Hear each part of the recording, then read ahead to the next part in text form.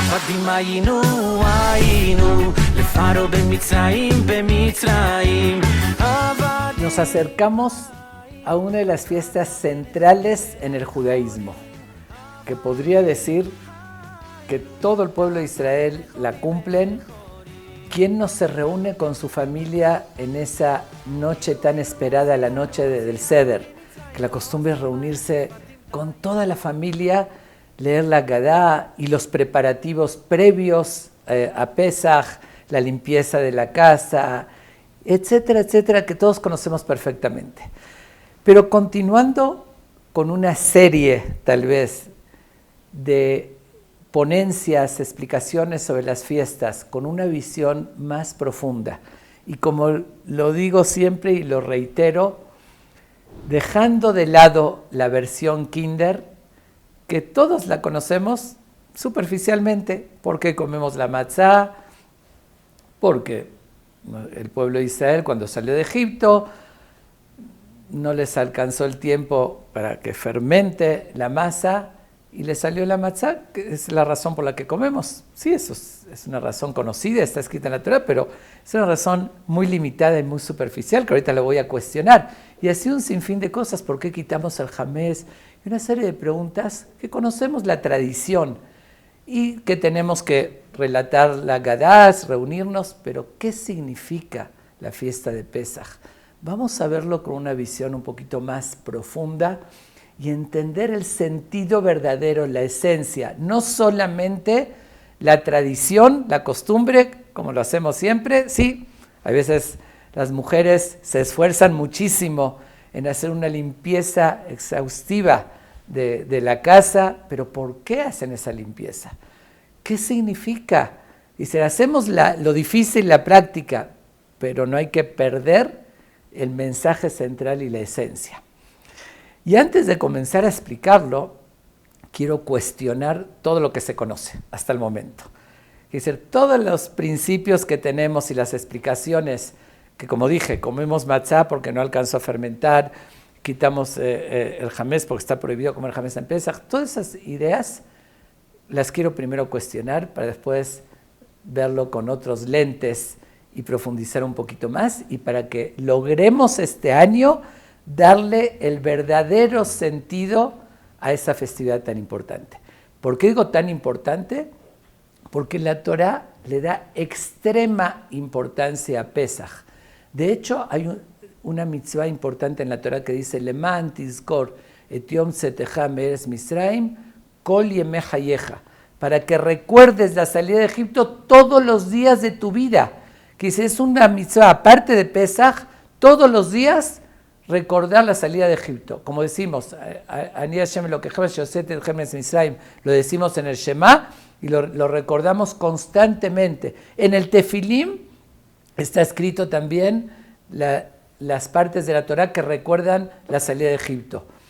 En todas las fiestas, en los 10 mandamientos se menciona también recordar la salida de Egipto. En el Kiddush que hacemos en todas las fiestas, en todos los rezos, lo mencionamos. La pregunta es ¿por qué es tan importante? ¿Qué tiene de particular el recordar la salida de Egipto? Pero además de eso, hay otro precepto en la Torá, aparte de recordar la salida.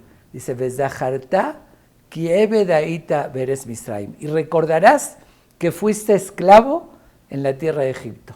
Yo entiendo que hay que recordar ese acontecimiento tan bonito, que fuimos liberados un pueblo entero de la esclavitud. Eso es muy bonito recordarlo y tiene un sentido. Pero ¿para qué recordar algo tan triste que fuimos esclavos? ¿Qué nos deja eso? ¿Qué significa un precepto de que siempre estás recordando, ay, pobrecito de mí o de mis antepasados que fueron esclavos? ¿Qué sentido tiene eso? Ok, voy a dejar las preguntas de lado y todavía voy a cuestionar más para después poder explicar y entender todo. A ver, la versión Kinder. ¿Por qué comemos la matzá?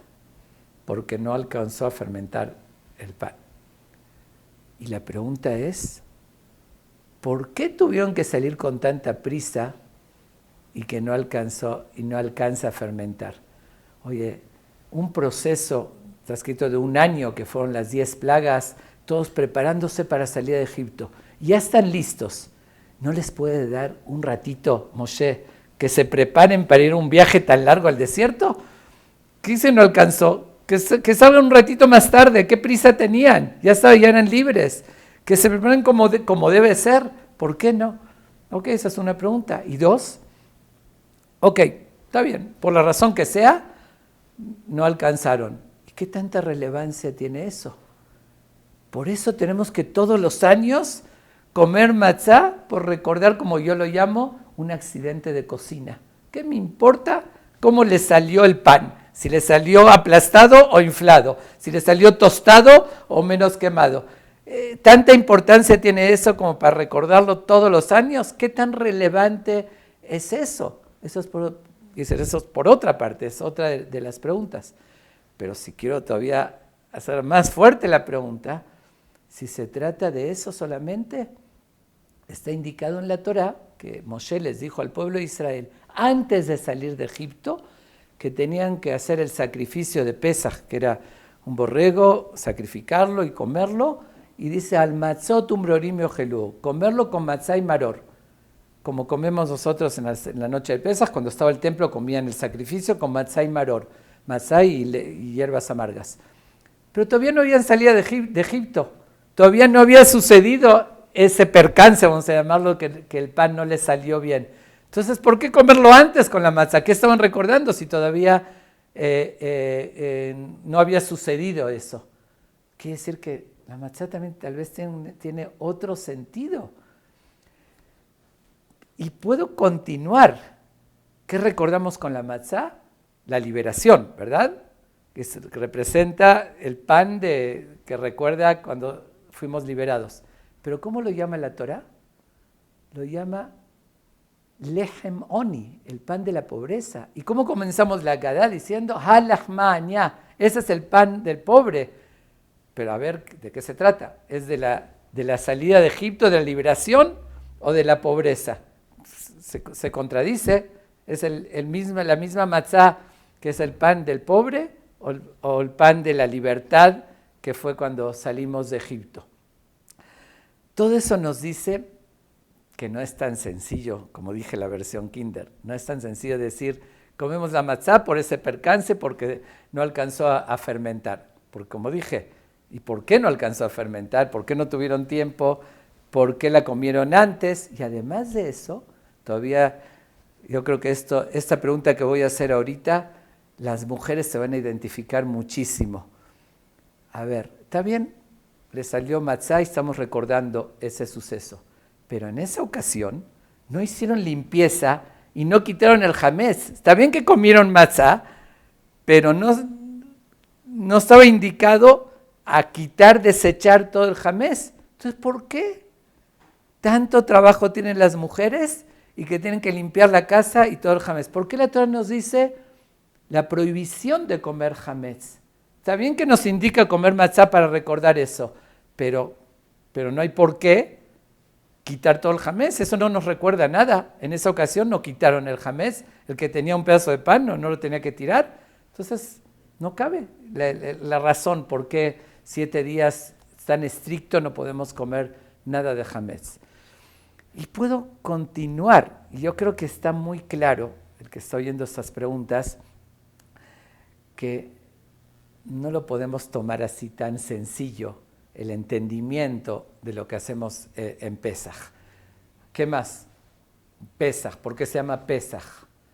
Pesaj es sabido porque Dios Pasaj, la palabra Pesaj viene de brincar, es como se describe en inglés, como se lo llama esta fiesta, Passover. Passover quiere decir pasar sobre, porque Dios les indicó al pueblo de Israel, antes de salir de Egipto, que lleven ese animal y lo sacrifiquen, y con la sangre tenían que pintar los marcos de la casa. Y de esa manera Dios iba a brincar, la casa que tenía el marco pintado, no iban a morir los primogénitos en esa casa, que era la casa del pueblo de Israel. Y obviamente surge la pregunta evidente, que Dios necesitaba una señal, no sabía diferenciar, que se necesitaba que le pinten la casa para que no mueran en esa casa. Obviamente que no cabe el concepto. Después de todas las maravillas y milagros que se dieron en Egipto, podríamos pensar que Dios necesitaría eso. Entonces, ¿por qué les fue indicado pintar para que se diferencie? Por eso nosotros lo llamamos Pesaj. Por eso los primogénitos tienen la costumbre vísperas de Pesaj que deberían ayunar y por eso participan en un evento para no ayunar, recordando el milagro que se brincaron las casas de los judíos y que no murieron sus primogénitos, todo porque pintaron los marcos con la sangre de los animales. ¿Qué significa todo esto? Así lo podemos tomar, así de sencillo, que le estamos dando una señal a Dios. Y puedo continuar con más preguntas, cuestionando todo. Estamos recordando la liberación de la esclavitud en Egipto y le estamos agradeciendo y alabando a Dios porque nos liberó. Pero la pregunta es, ¿le tengo que agradecer a Dios porque me liberó? Suena muy fuerte la pregunta que voy a hacer, pero ¿quién los mandó al pueblo de Israel a Egipto y provocó la esclavitud? El mismo Dios. ¿Cómo sabemos? Podría ser que no, Paró fue un malvado y fue con su libre albedrío. No, porque la Torah lo dice claramente, que Dios le dijo a Abraham, a nuestro antepasado, y a Doa te da, tienes que saber, Kigeri es Arajab eres Lolaem, tu descendencia van a ser peregrinos en una tierra extraña, Va'abadum veinu tamar meot shana, y los hostigarán y los esclavizarán 200 años y después saldrán con muchas riquezas. Dios ya lo predijo, ya lo estableció que así iba a suceder. Él decidió que iban a ser esclavizados, pero sería más fácil que no los mande a la esclavitud y tampoco que los libere, y no tendríamos que agradecer por la liberación. El mismo Dios que los esclaviza, Él los libera. Como que cabe la pregunta, no amerita agradecimiento al mismo que si alguien me roba algo y después me lo regresa, pues ni cabe agradecerle, ¿no? Era lo lógico, tenía que reparar el daño. Entonces, aquí cabe la pregunta también, ¿qué significa todo el concepto de la liberación de Egipto? Dice, nos esclavizaron, nos liberan, ¿y por qué tenemos que agradecer y por qué le damos tanta importancia a esta festividad? Como pueden observar, que no es tan sencillo entender la fiesta de Pesaj. No es así superficialmente, nada más hacemos la tradición, recordamos, comemos la matzá y maror, ni sabemos por qué comemos la matzá, porque por una parte la llamamos el pan del pobre y por otra el pan de la liberación. Entonces es lo central en Pesaj comer la matzá. ¿O por qué quitamos el jamés?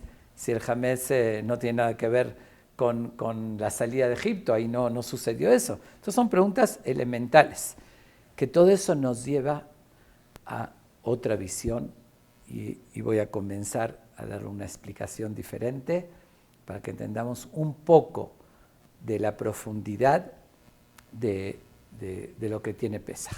Quiero hacer una aclaración, que yo vengo a hablar de la visión general y la filosofía. Hice una grabación, por otra parte, de la explicación de la Agadá. La Agadá, cada párrafo tiene su mensaje, que eso lo hice en un audio, y que los invito también a oír ese audio para entender correctamente la Agadá.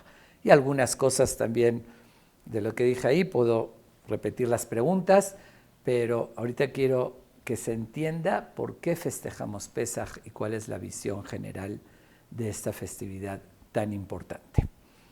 Ok, pero antes de comenzar, todavía voy a agregar algo más, siguiendo todavía con preguntas.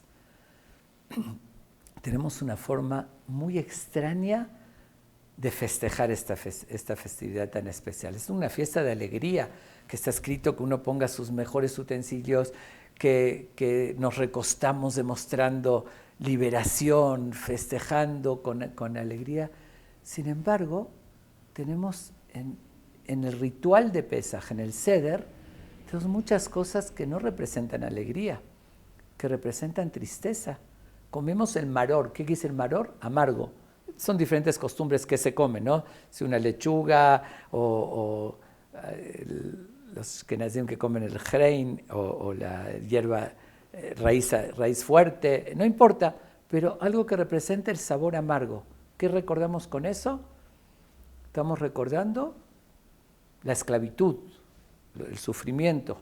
Por otra parte, comemos el jaroset, que representa también el lodo, que los trabajos forzados que llevan a cabo. Untamos el carpaz, el apio con agua y sal, que representan las lágrimas. Es decir, una serie de simbolismos también de lo negativo, como antes pregunté también, ¿por qué la Torá nos dice recordar la esclavitud? ¿Para qué? ¿Por qué en una fiesta de tanta alegría estamos recordando cosas tan fuertes y tristes? Relatamos en la Haggadá todo el sufrimiento que tuvieron. ¿Por qué recordar el sufrimiento? Vamos a imaginarnos que, voy a tomar como ejemplo, un ejemplo, en Estados Unidos festejan el Día de la Acción de Gracia. Es un recuerdo, es una festividad que hacen para recordar de los primeros inmigrantes que llegaron en un invierno, y acción de gracias y agradeciendo porque sobrevivieron, pero pasaron cosas fuertes.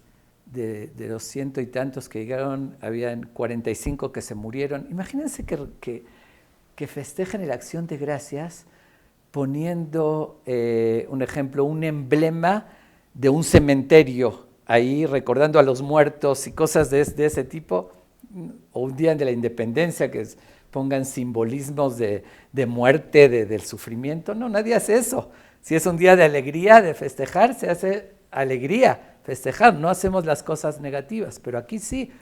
Y observen bien que viene mezclado todo lo positivo con lo negativo. La misma matzá representa el pan de la pobreza. ¿Por qué se lo llama también pan del pobre? Porque está escrito que les daban a los esclavos de comer, porque decimos alajmanía, ese es el pan del pobre, que comieron nuestros padres en la tierra de Egipto. También es una contradicción. Si estamos diciendo que lo comieron cuando salieron de Egipto, entonces ¿cómo comienza la Haggadá diciendo este es el pan del pobre que comieron nuestros padres en la tierra de Egipto? Que dice que la comieron antes, efectivamente, porque a los esclavos les daban de comer matzá, porque matzá es una galleta dura que no está fermentada y se tarda más en digerir. Entonces, para darles menos comida, les daban matzá, que eso más tiempo no necesitaban comer. Era una práctica que le hacían con los esclavos. Entonces, también representa la esclavitud y también la liberación cuando salieron de Egipto, que simbolizó que salieron con prisas y no tuvieron tiempo y no tuvo tiempo de fermentar. Pero entonces la misma matzá representa las dos cosas. El maror, que representa lo amargo, lo comemos con dulce, con jaroset, que dice, estamos mezclando dulce y amargo. El carpaz, que es el apio, que representa también la opulencia, que una persona rica está acostumbrada a untar las cosas, que justamente es un símbolo de que ya salimos a la liberación con riquezas, pero lo hacemos mezclado con aguas saladas que representan las lágrimas. Todo está mezclado. Amargura con dulzura. Maror, jaroset, que es el jaroset que representa el lodo, que es sufrimiento, pero es dulce. Entonces, ¿qué significa esa mezcla? Y volviendo a la pregunta, ¿por qué recordar también el sufrimiento y demás? Y como dije en la pregunta antes, ¿por qué Dios en sí nos esclavizó? Okay. Ahora sí voy a comenzar a dar una visión general y una explicación para que entendamos realmente qué es lo que recordamos en Egipto y qué representa esta festividad. Ya fueron muchas preguntas, pero yo creo que las preguntas demuestran de forma muy clara que a fuerzas tenemos que recurrir a cosas más profundas. No hay una explicación, no lo podemos entender de forma así sencilla y decir, ok, lo que se menciona y conocido, comemos matzá porque no alcanzó a fermentar. Eso es muy limitado y muy superficial. Okay. Bueno, voy a comenzar, ahora sí, del principio, porque si vemos primero la historia, como dije, Dios le notificó a Abraham mucho tiempo antes que su descendencia iba a ser esclavizada. Ya fue un destino, lo predijo Dios, que decir, fue algo que tenía que suceder, que fue establecido que suceda de esa manera. Y aquí hicimos la pregunta, ¿no? ¿Por qué? La respuesta, y quiero aclarar que voy a hablarlo de forma muy limitada, porque no podemos quedarnos un día entero en la explicación, hay cosas cabalísticas también y muy profundas en todo esto. Voy a limitarme a dar una breve visión para que por lo menos entendamos lo básico de una explicación profunda, obviamente, pero hay mucho más para analizar y profundizar. Pero regresemos a la historia. Dios le notifica a Abraham cuando su descendencia todavía no existía. Todavía no había nacido ni Isaac, y ya le notificó que va a tener una descendencia muy grande, que van a estar esclavizados y se va a convertir en un pueblo, que le va a dar la tierra de Canaán, que es la tierra de Israel. Le notificó todo el futuro de su descendencia. Y aquí cabe la pregunta, una pregunta que le hice justamente en la explicación de la Agadá: ¿por qué Abraham no reacciona? Si Dios le está dando una noticia tan fuerte, tan negativa, estoy sentenciando a tu descendencia que van a ser esclavos y los van a hostigar y los van a hacer sufrir. Oye, ¿no era para que Abraham pida clemencia a Dios? Oye, pobrecitos, no hicieron nada, no nacieron todavía. ¿Ya los estás sentenciando? ¿Ya los estás castigando a los pobres? Si ni llegaron al mundo, y va a ser mi descendencia, de mi propia sangre, que le pregunte a Dios, que lo cuestione, o por lo menos que le implore clemencia. Diríamos que Abraham no se atrevería a hacer eso, ¿no es cierto? Cuando Dios le notifica a Abraham que iba a destruir a Sodoma y Gomorra, que eran dos pueblos perversos, como lo describe en la Torá. No quiero entrar ahorita en la descripción de la maldad que ellos tenían. Si alguien ayudó a un pobre, lo mataban, lo condenaban a muerte. Y Dios les dice que lo va a destruir. Abraham se despierta su sentimiento de compasión y clemencia natural que él tenía, y le empieza a implorar a Dios: no, ¿cómo los vas a destruir? Aunque lo merecen, pero tal vez hay 50 personas justas, y llega hasta 10, y Dios le dice no hay, y insiste y le ruega a Dios que los perdone. Ahí sí alega, que decir que él tenía ese atrevimiento de alegar a Dios. Y sin embargo, cuando le da la noticia de su propia descendencia, se queda callado y no dice nada, que no hicieron nada malo, no como Sodoma y Gomorra. Ellos no hicieron nada malo y ahí se queda callado. ¿Por qué no pide clemencia por ellos? Ok, y aquí vamos a comenzar con ese sentido, porque esto pasó, efectivamente nace Isaac, su primer hijo, después su nieto Jacob, las 12 tribus llegan a Egipto, como lo relata la Torá, llegan 70 personas a Egipto, se van desarrollando y al final Dios lo acortó, lo que le dijo 400 años, tuvieron 210 años esclavizados, y en el año 2448 de la creación es cuando salen de Egipto. Que ahí se empezó a contar esos 400 años, Dios lo contó desde el nacimiento de Isaac, lo acortó. Pero en el año 2448 es cuando son liberados de Egipto. Pero ¿por qué la esclavitud?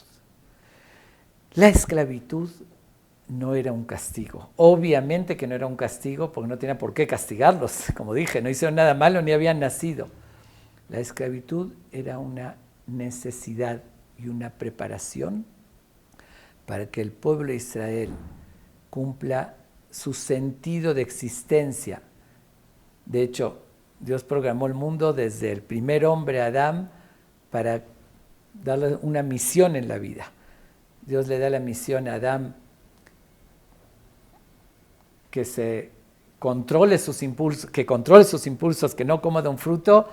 Adán, la riega y cae en eso, desde entonces ya hubo una mancha muy fuerte, hubo una falta muy grave que por eso Dios no le pudo dar a Adán la Torá o los preceptos, la misión. Tenían que ir corrigiendo. Pero ¿qué pasó? Generación tras generación, llega después la generación del diluvio y otras generaciones que tienen un comportamiento negativo, no estaban preparados para cumplir una misión en la vida. Hasta que llega Abraham, que tiene otra visión en su época, una visión positiva de reconocer a Dios, de ser caritativo y demás. Dios dice, de tu descendencia lo escoge. Pero para eso, a esa descendencia las tenía que preparar. Para poder recibir, estamos hablando en esas épocas, donde predominaba en el mundo la barbarie, voy a llamarlo así, la ley del más fuerte. Dicen, no había derechos humanos, no había sutileza, no había sensibilidad, había esclavitud, torturar a los demás. Esa era la mentalidad del mundo. ¿Cómo un pueblo en esa época, con esa influencia, van a poder llevar a cabo preceptos tan sutiles como la Torá?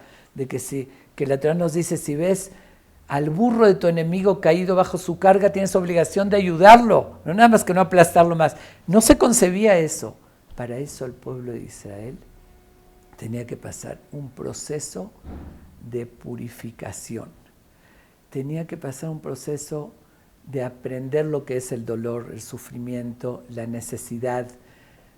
Tenía que pulirse, porque vivían en esa época, y entender que del sufrimiento también uno puede, al contrario, superarse, que a veces eso lo eleva a la persona.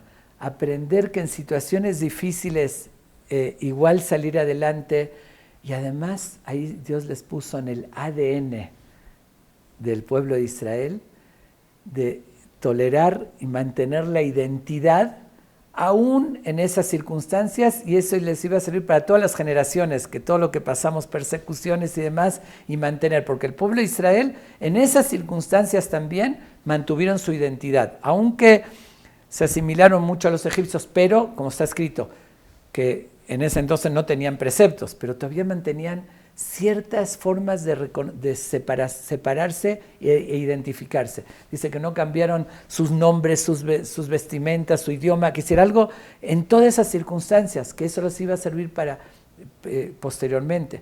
Pero además de eso, cuando la Torá nos dice, ama al peregrino, acuérdate que tú fuiste peregrino, entiende la necesidad del otro, el pobre, el que está sufriendo. Ahí se desarrolló esa sensibilidad hacia la necesidad de los demás. Todo eso fue un proceso de preparación, y por eso en los términos de nuestros sabios, nuestros jamim, los llama a la esclavitud en Egipto Cura Barzel. ¿Qué significa Cura Barzel? En español sería el crisol de hierro. Pero ¿por qué ese término? ¿Por qué esa comparación? De hecho, en el libro de Malají, de los profetas, capítulo 3, inciso 3, pasuk 3, hay una frase que dice lo siguiente. Dice, Dios se sentará como un refinador y purificador de plata y purificará al pueblo de Israel. ¿Qué significa eso? Está comparándolo a Dios como el orfebre. El orfebre es el que purifica la plata. ¿Cómo la purifica la plata? El orfebre se sienta, agarra con un metal la plata, la pone sobre el fuego, justamente el lugar donde sale más fuerte el fuego, y espera que la plata suelte todas las impurezas y se queda en el fuego sentado hasta que se purifique y que quede totalmente pura de todos los desperdicios o impurezas. Si le preguntamos al orfebre si tiene que estar todo el tiempo sentado, va a responder que no puede distraerse ni desatender ni un momento, tiene que estar bien concentrado y viendo para llegar al momento exacto donde termina de purificarse y ahí es cuando ya quita la plata. Es algo similar. Dios también está sentado pero supervisándonos. Aunque nos pone en el fuego, aunque para quitar nuestras impurezas nos puso en la esclavitud, para pasar todo eso, pero siempre está con nosotros como el orfebre está al pendiente de esa plata, así Dios también está al pendiente de nosotros hasta llegar al término exacto de la pureza, de que eso fue el proceso de la esclavitud. Y esto responde por qué, lo que pregunté al principio, porque hay dos preceptos. Recordar la salida de Egipto, como dije, como dice el pasuk, Leman, Tizkor, Tiom, Setechan, Misraim, Kol y Mejayeja, todos los días de tu vida tienes que recordar, pero también, dice, Vezdaharta Kieve Daita, recordarás que fuiste ese esclavo. ¿Por qué tenemos que recordar la esclavitud? Porque eso fue parte del proceso de la liberación. Sin la esclavitud, sin el sufrimiento no viene la redención. La redención fue un complemento, es todo un paquete, y eso explica por qué la misma matzá representa el pan de la pobreza, de la esclavitud y también de la liberación. Porque es una sola cosa. ¿Por qué dijimos que recordamos el maror pero con dulce, el jaroset que es el lodo pero dulce? Siempre la mezcla. ¿Por qué en nuestra fiesta, preguntamos también, en nuestra fiesta recordamos cosas tristes? Porque es toda una sola cosa. La esclavitud y la liberación fue la preparación y fue lo que nos formó, lo que nos forjó para realmente lograr ser un pueblo donde podamos seguir esos preceptos. Y eso responde también la pregunta que hice hace un momento.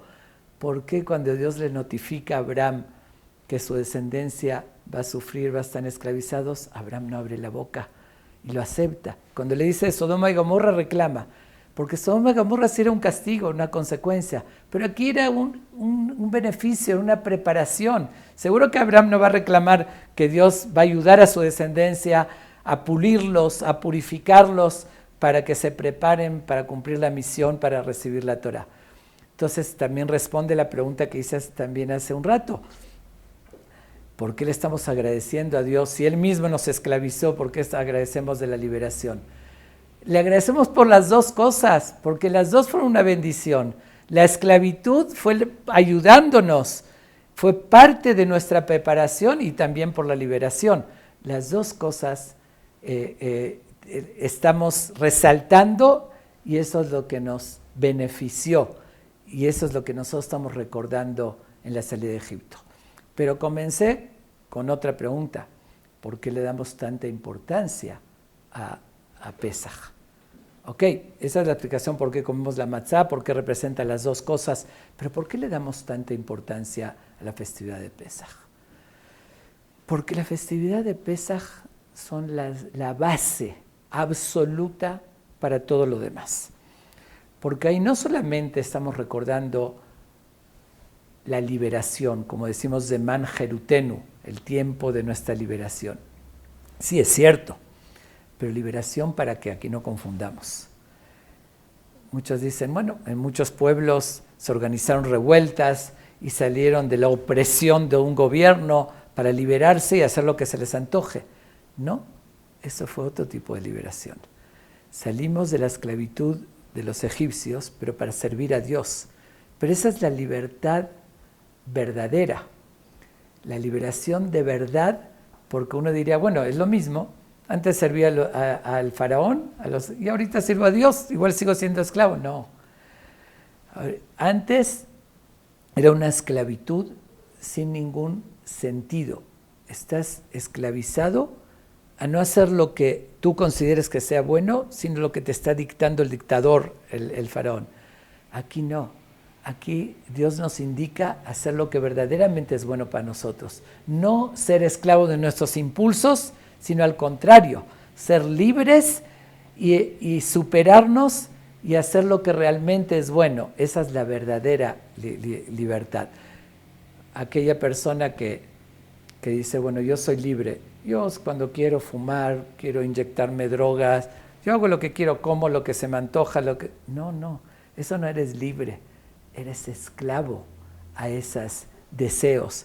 Eres esclavo al vicio de fumar o de la droga, de todo eso, y no puedes liberarte de eso. Ser libre es hacer lo que verdaderamente tu voluntad, lo que consideras que es bueno para ti, es lo que haces. Por eso salimos de la esclavitud de Egipto a algo que no tenía sentido, a la liberación para hacer verdaderamente lo que es bueno.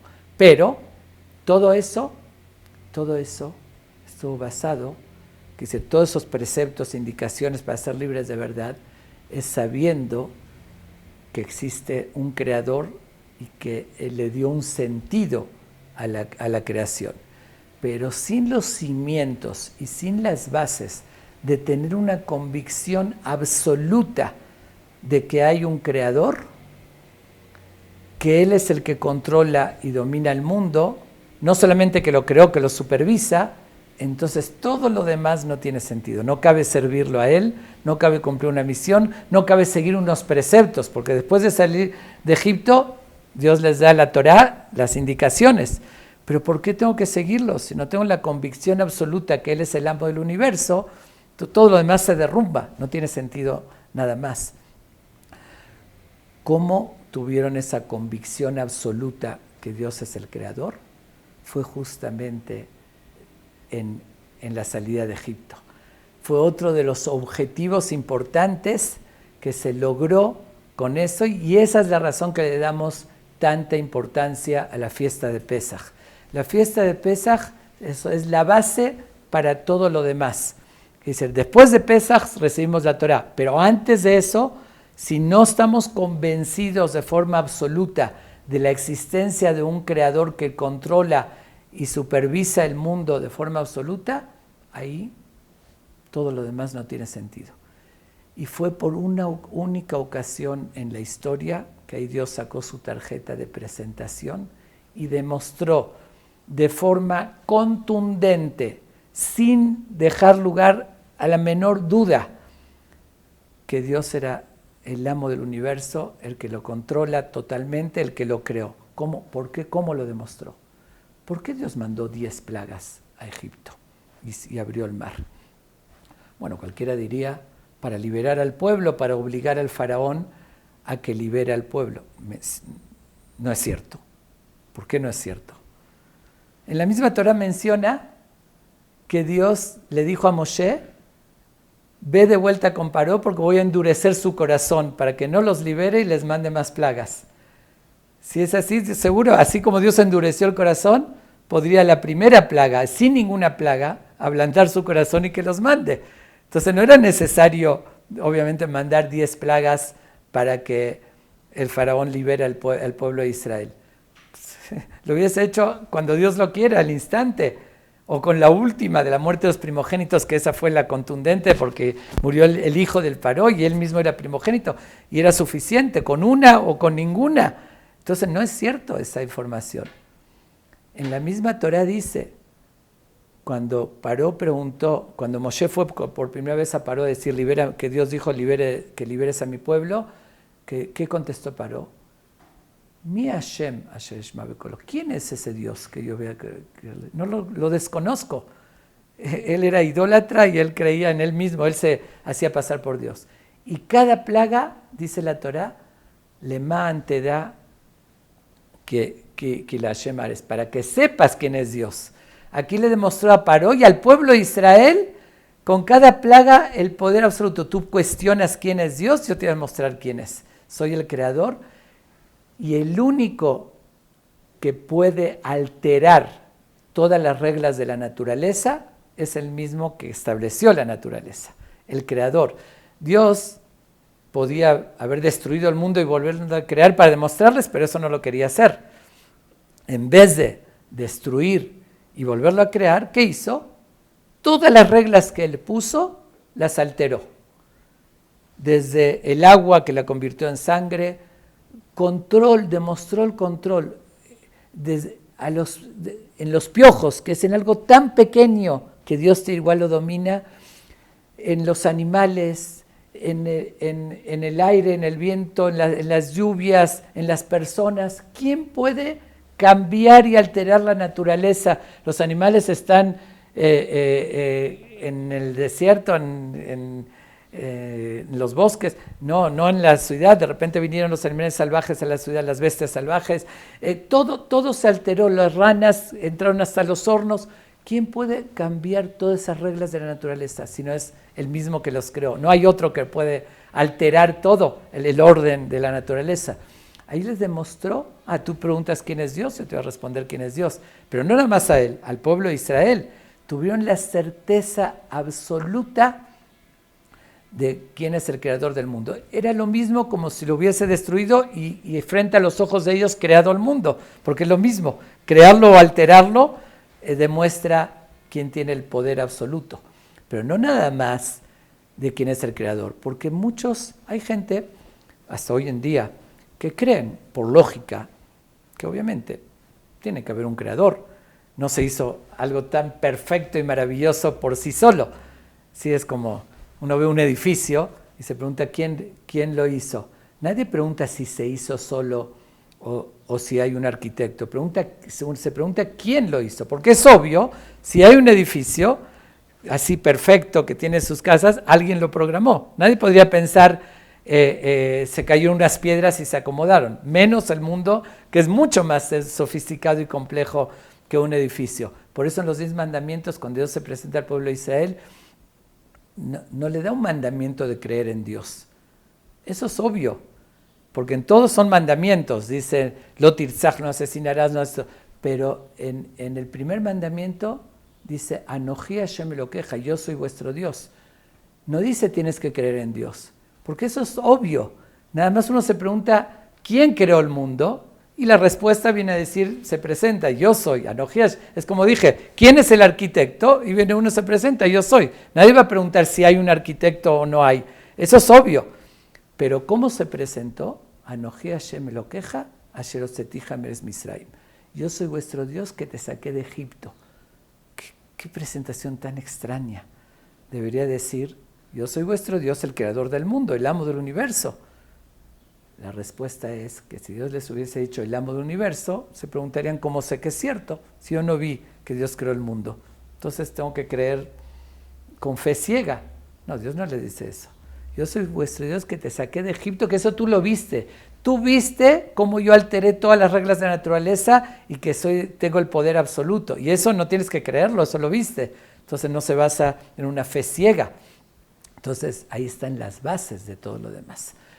Ahí está, sin eso no cabe todo lo demás. Por eso le damos esa importancia a Pesaj. Por eso todos los días, antes de recordar qué presento tengo que cumplir, tengo que acordarme la salida de Egipto, porque ahí se demostró la existencia de Dios, las bases, los cimientos. Sin eso no se puede construir sobre eso. Ok, pero entonces, aquí llegamos a otro punto elemental del sentido de Pesaj. Eso pasó hace alrededor de 3.400 años.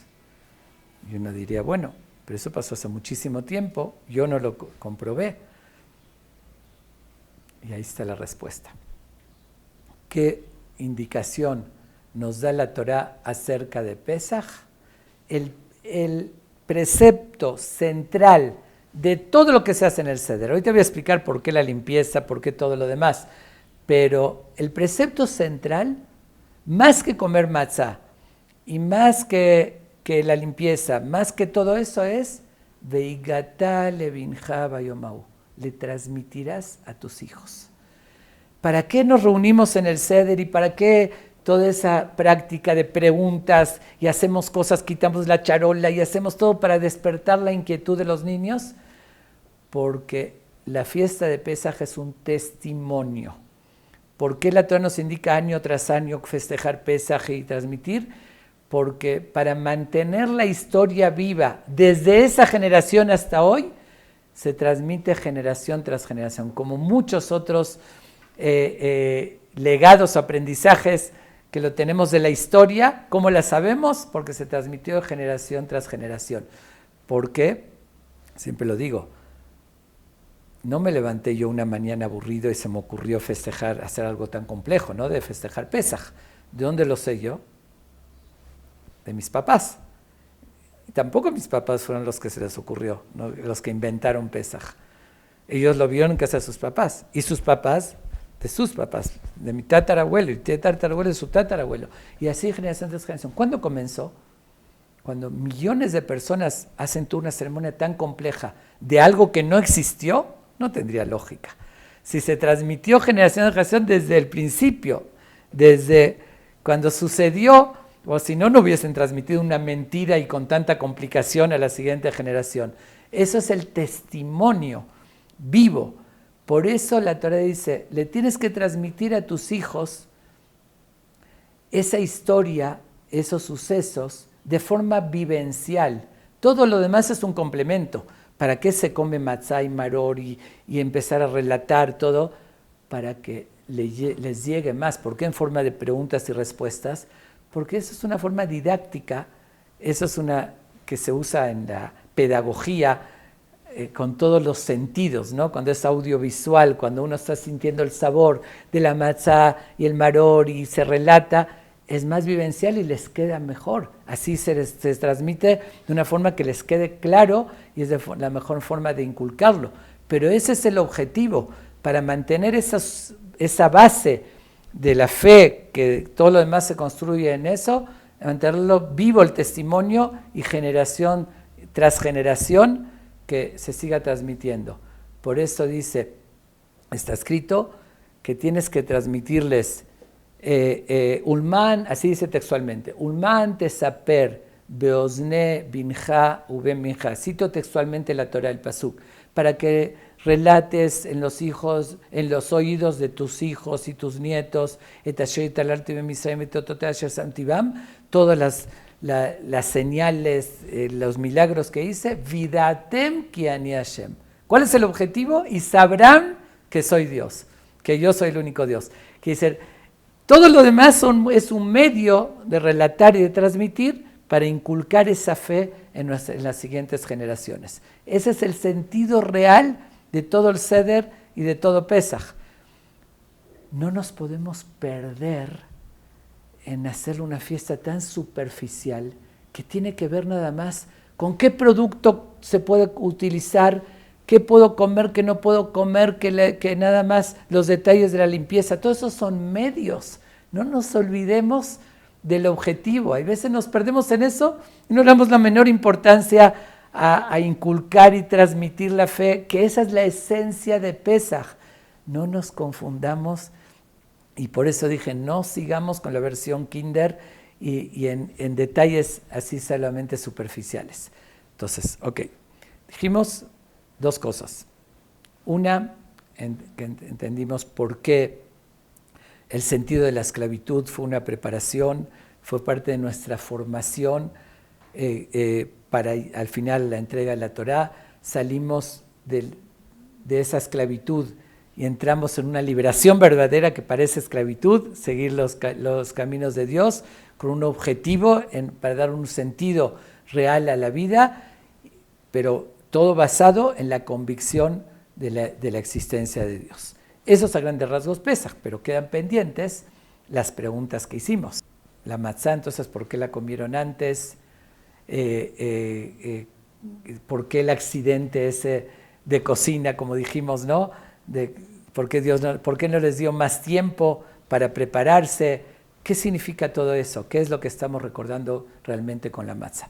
Es decir, después de explicar la esencia y el sentido real de lo que representa Pesaj, ahora sí voy a responder las preguntas que hice al principio para que quede claro el entendimiento de toda esta fiesta y por qué hacemos las cosas. Les recuerdo más bien que hice varias preguntas, como un ejemplo, ¿por qué Moshe no les dio tiempo para preparar un pan como debe ser o la comida? ¿Por qué tuvieron que salir así con tanta prisa? Hicimos también, en esa ocasión no quitaron el jamés. ¿Por qué nosotros tenemos que hacer toda la limpieza y quitar el jamés? Hicimos todas esas preguntas y además si la matzá es solamente para recordar el accidente ese que, como dijimos, de por sí no tiene importancia o relevancia, un accidente de cocina, entonces ¿por qué lo comieron antes también de salir? ¿Por qué esa indicación? A mí me gusta siempre entender lo que se llama peshat, el sentido básico de lo que dice la Torá, porque en todo hay una explicación sencilla, hay lo que se llama pardes, peshat, remes, derash, sod, 4 niveles. Lo sencillo, lo entendible, el texto, después las insinuaciones, las explicaciones más profundas y lo oculto, que es la mística o la Kabbalah. Pero en esto, a fuerzas tenemos que recurrir a algo más profundo. Porque como dije, no se puede entenderlo de forma sencilla. No podemos concebir, responder a las preguntas que hice de forma así superficial, diciendo nada más que recordamos porque no alcanzó a fermentar el pan. Entonces, ¿por qué lo comieron antes? Como dijimos, ¿y por qué quitar el jamés? Entonces, tenemos que recurrir a una visión más profunda, que voy a decirlo muy limitadamente, ¿no? En el Zohar, en la fuente de la Kabbalah, habla con mucha profundidad de eso. Y voy a decir nada más una idea para darle, aunque sea una explicación, al por qué hacemos todo eso.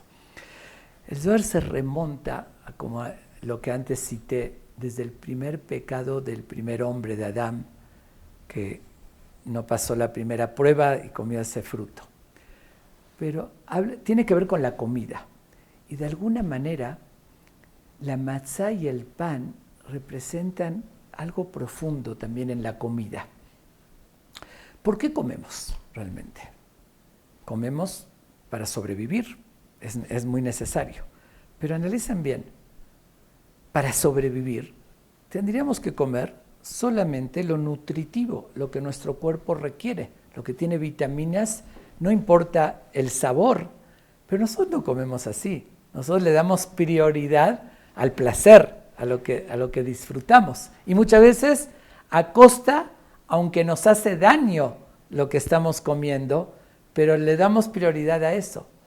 ¿Eso por qué sucedió?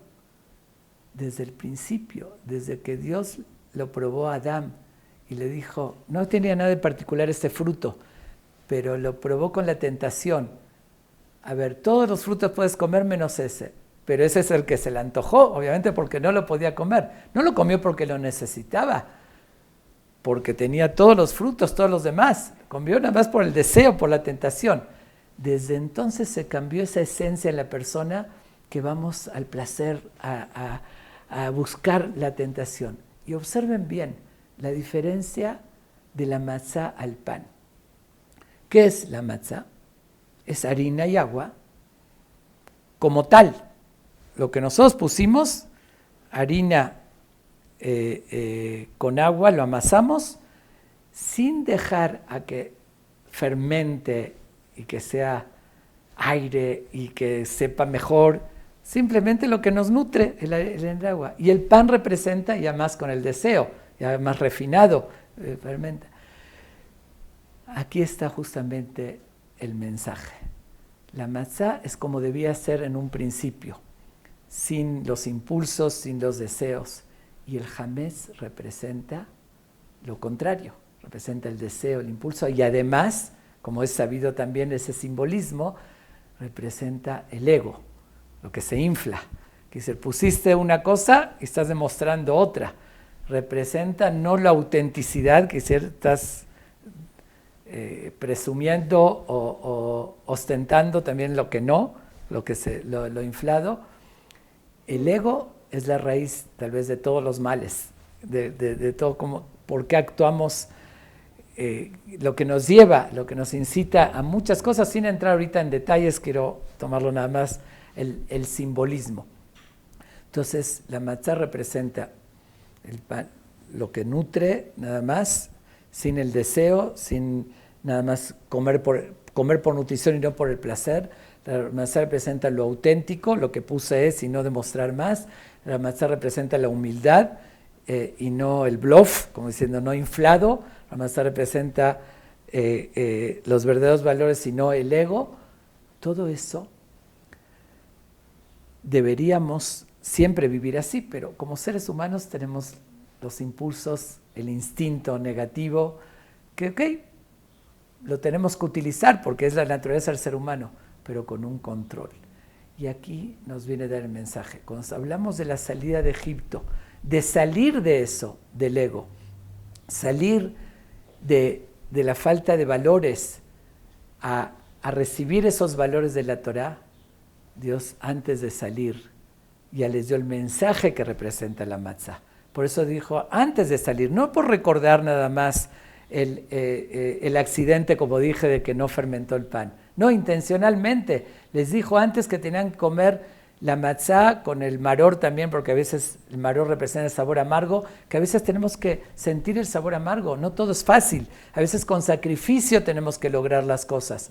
Y además el sacrificio de Pesaj, que el sacrificio de Pesaj tiene muchos mensajes, representaba demostrar la fe, porque pregunté antes también que acaso Dios necesitaba que pinten los marcos de la casa para reconocer, no, era agarrar el animal, que los egipcios idolatraban a ese animal, sacrificarlo a los ojos de ellos, demostrar que tenían confianza en Dios y abiertamente pintar en los marcos de la casa, al exterior, que todos lo vean, que se demostrando su identidad, que ellos confiaban en Dios y no se preocupaban por ellos. Era una prueba. Después de todos los milagros que Dios les mandó, todas las demostraciones, tenían que pasar el examen y demostrar que sí lo pasaron, que estaban dispuestos a eso.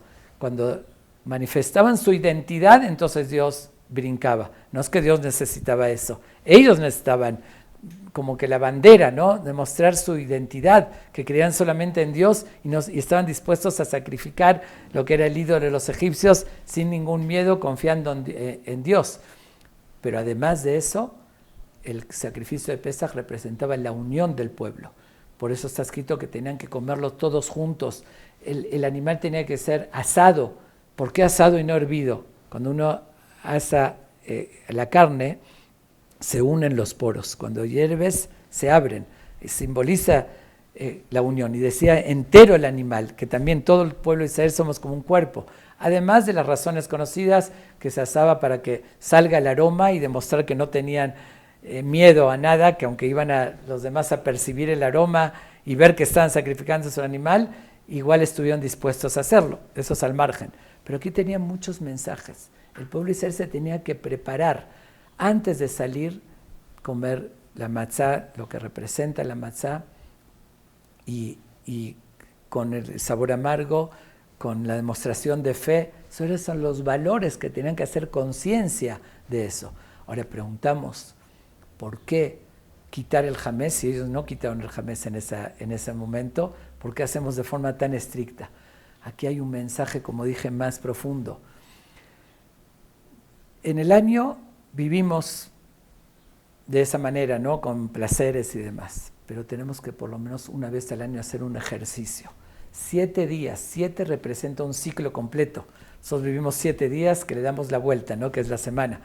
Como lo dije en otra ocasión, por eso le llamamos primer día, segundo, hasta el Shabbat, es un eje central y regresamos. 7 días, como muchas cosas lo vemos, representa toda la vida, el ciclo de vida. Por eso cuando uno se casa son 7 días de fiesta, en un luto son 7 días de luto, porque simbolizamos toda la vida. Entonces 7 días al año, nosotros agregamos fuera de Israel un día más, pero realmente la Torá establece 7 días de Pesaj. Quitamos todo el hametz. Buscamos, por eso dice con velas, buscar, hacer una limpieza total. Eso simboliza la limpieza en nuestro interior, no nada más en la casa. Ok, está indicado así, pero como un simbolismo de quitar lo que representa los impulsos, el ego, el bluff, el orgullo, todo eso con una vela, así como revisamos en todos los rincones de la casa que no quede nada, tenemos que revisar en nuestro interior. Purificarnos. Si logramos eso, después en el año, aunque nos dejamos llevar por los deseos de demás, pero ya es con un equilibrio entendiendo que eso es secundario. Por eso, aunque en Pesaj nosotros quitamos todo eso, pero igual existe el que hacemos con libertad, con lujo, todo eso. ¿Por qué? Porque cuando es bueno o malo tener un lujo o un placer, si soy, como dije antes, si soy esclavo de eso o no soy esclavo. Un ejemplo, tengo un coche, ¿ok? No tiene nada de malo, es una herramienta que me ayuda. Pero si soy esclavo del coche, que sin eso no puedo caminar también, entonces ahí se convierte en algo negativo. Si soy libre, lo uso como una herramienta que me ayuda a hacer las cosas más rápido, pero también puedo caminar, puedo hacer las cosas de otra manera, entonces ahí sí no tiene nada de malo. Entonces lo hacemos un ejercicio en Pesaj para que durante el año podamos mantener el equilibrio y no ser esclavos de eso.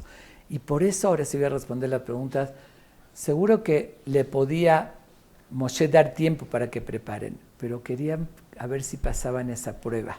A ver si pasaban esa prueba, que estaban dispuestos a quedarse con un pan que ni fermentó. A veces uno se aferra a los bienes, a los placeres. No, para salir de Egipto, para salir de esa esclavitud, tenían que salir también de la esclavitud de lo que representa el pan fermentado. Entonces, esa fue la prueba. Digo, si hablamos de la historia contemporánea, no juzgo a nadie, y lo digo en buen sentido, pero lamentablemente, veamos lo que pasó en Alemania.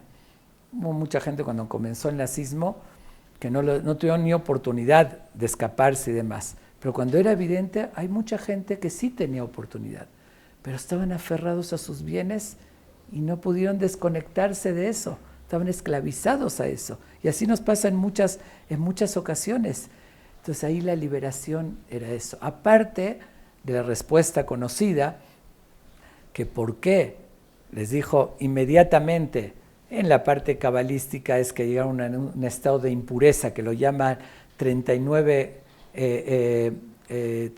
grados de impureza, 49 grados, que se llegaban al grado 50 y ya no podían salir. Bueno, esos son conceptos más místicos y profundos. Pero aparte de eso, también era una prueba de fe, porque un pueblo entero, hombres, mujeres y niños, salir al desierto, donde no había ni superama, ni ni helicópteros que los puedan surtir, salir con un pedazo de galleta, era suicidarse.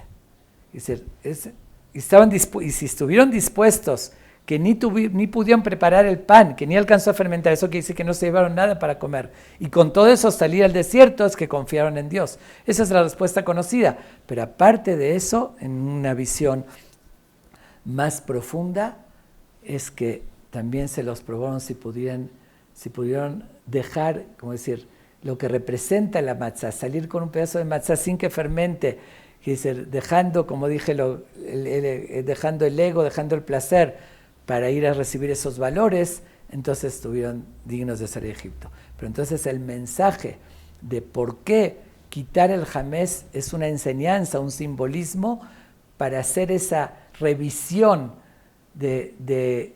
con la vela en nuestro interior, es decir, que no quede nada en ningún orificio, y entender cuáles son los verdaderos valores. Por eso incluso la Torah dice, no puedes tener en tu propiedad. ¿Qué dice? Hay que vender el jamés que le pertenece a uno.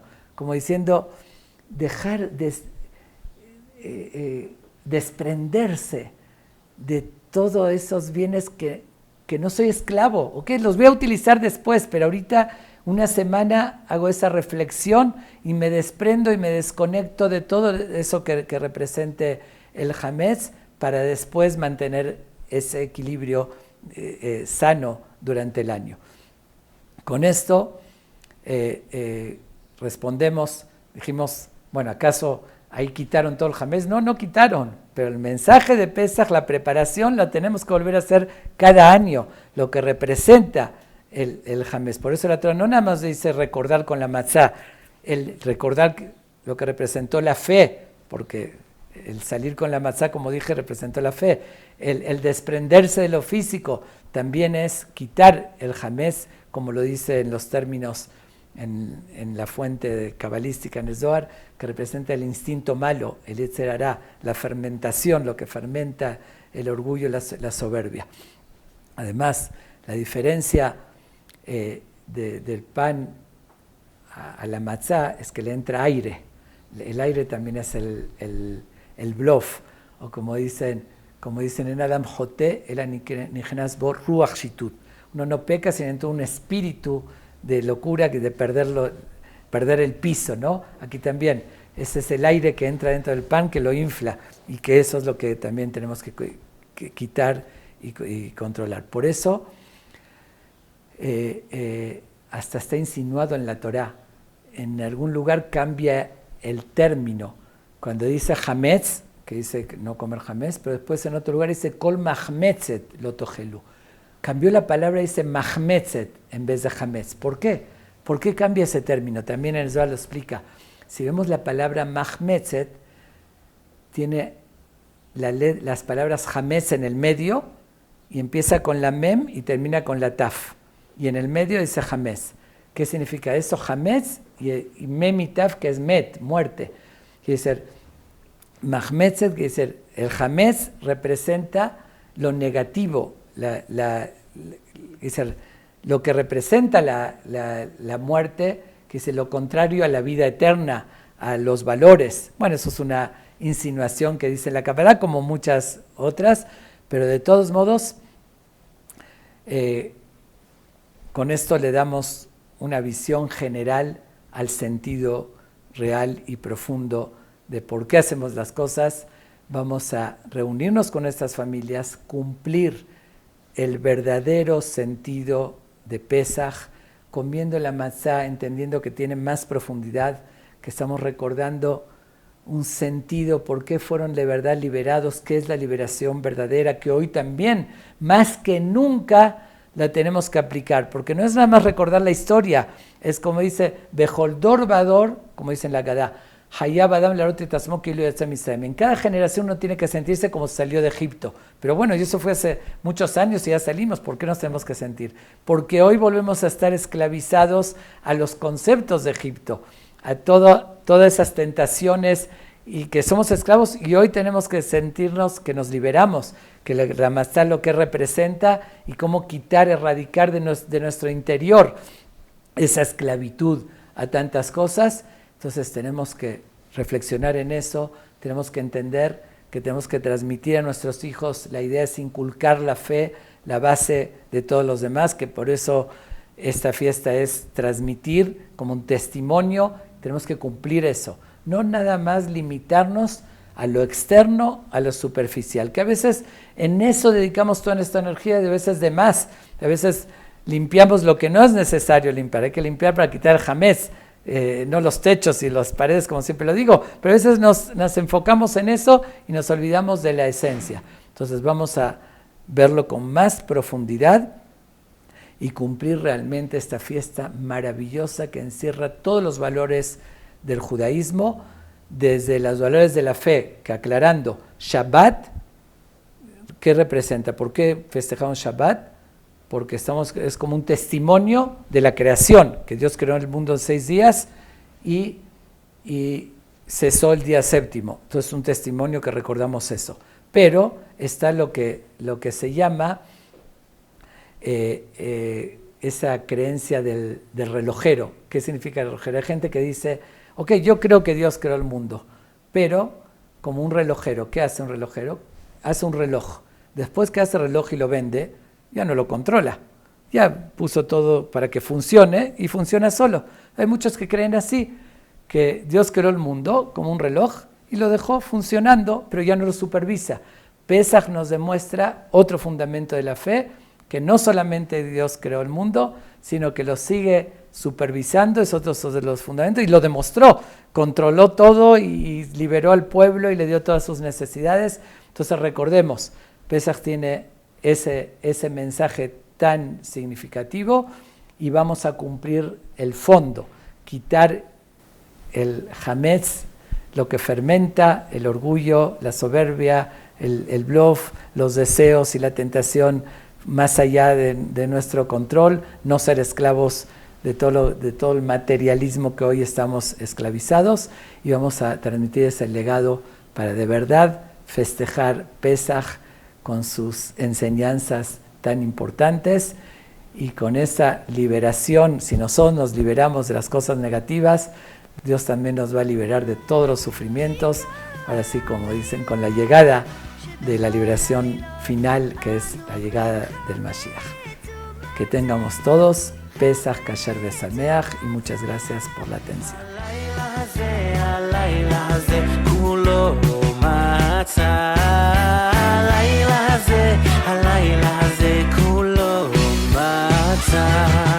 שבכל הלילות אנו אוכלים בין יושבים ובין מסובים, בין יושבים ובין מסובים. הלילה הזה כולנו מסובים.